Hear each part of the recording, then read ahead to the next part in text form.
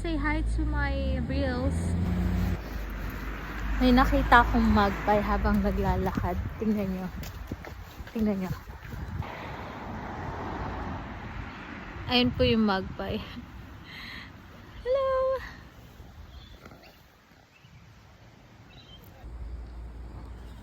Naglalakad kami tapos may nakita kaming magpie. Hello!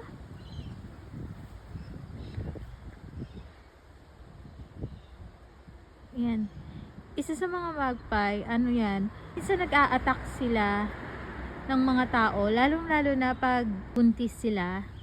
Prevention nila yun para gawin yung mga tao dun sa nest na pupuntahan. Akala kasi ng mga magpie, kunin ng tao yung nest. So, kaya ganun po yung